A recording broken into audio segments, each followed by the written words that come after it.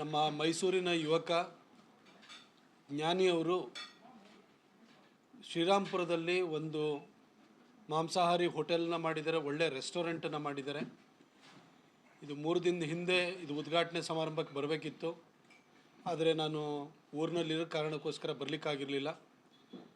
ಇವತ್ತು ನನ್ನ ಸ್ನೇಹಿತರಾಗಿರುವಂಥ ಸ್ವೀಟ್ ಮಹೇಶ್ ಅವರು ಮತ್ತು ನಮ್ಮ ಪಕ್ಷದ ಯುವ ಮುಖಂಡರು ಆಗಿರುವಂಥ ಕಿರಣ್ ಗೌಡ್ರ ಜೊತೆ ಇವತ್ತು ಈ ರೆಸ್ಟೋರೆಂಟಿಗೆ ಬಂದಿದ್ದೀನಿ.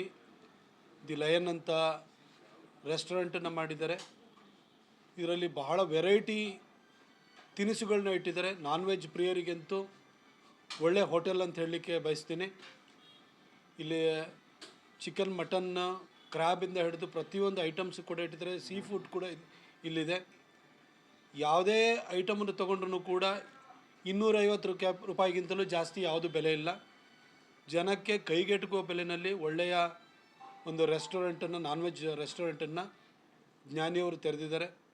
ಅವರಿಗೆ ತಾಯಿ ಚಾಮುಂಡೇಶ್ವರಿ ಇನ್ನೂ ಇಂಥ 10 ಹೋಟೆಲ್ಗಳನ್ನ ಮಾಡುವಷ್ಟು ಶಕ್ತಿಯನ್ನು ಕೊಡಲಿ. ಮೈಸೂರು ಜನ ಈ ಒಂದು ಹೋಟೆಲ್ಗೆ ಬಂದು ಇಲ್ಲಿನ ಬಗೆ ಬಗೆಯ ತಿನಿಸುಗಳು ಏನಿದೆ ಅದು ನಾನ್ ವೆಜ್ಗೆ ಸಂಬಂಧಪಟ್ಟಿದ್ದು ಅದನ್ನು ಸವಿದು ಜ್ಞಾನಿಯವ್ರಿಗೆ ಒಂದು ಆಶೀರ್ವಾದವನ್ನು ಮಾಡಲಿ ಅಂತೇಳಿ ಹೇಳ್ಬಿಟ್ಟು ನಾನು ಎಲ್ಲರನ್ನೂ ಕೇಳ್ಕೊಳ್ತೀನಿ. ಜ್ಞಾನಿಯವ್ರಿಗೆ ಒಳ್ಳೆಯದು. ನನಗೆ ಇಲ್ಲಿ ಇದು ಬಿರಿಯಾನಿನೂ ಕೂಡ ಚೆನ್ನಾಗಿದೆ. ಯಾಕಂದರೆ ಇದು ಬಿರಿಯಾನಿ ಮೈಸೂರಿನಲ್ಲಿರೋ ಬಿರಿಯಾನಿಗೆ ಸ್ವಲ್ಪ ಡಿಫ್ರೆಂಟ್ ಟೇಸ್ಟನ್ನು ಕೂಡ ಕೊಟ್ಟಿದ್ದಾರೆ ಇಲ್ಲಿ. ಹಾಗೆ ಸೀ ಫಿಶ್ ಇತ್ತು, ಪ್ಯಾಂಫ್ರೆಟ್ ಇತ್ತು, ಅದನ್ನು ಕೂಡ ಬೇರೆ ರೀತಿ ಮಾಡಿದ್ದಾರೆ ಇವರು.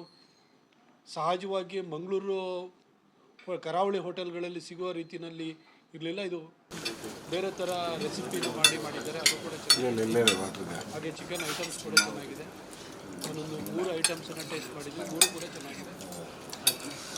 ಅವರಿಗೆ ಜ್ಞಾನಿಯವರು ಈ ಹಿಂದೆ ಚಿನ್ನ ಬೆಳ್ಳಿ ವ್ಯಾಪಾರ ಈ ಥರದ್ರಲ್ಲಿ ತೊಡಗಿಸ್ಕೊಂಡಿದ್ರು.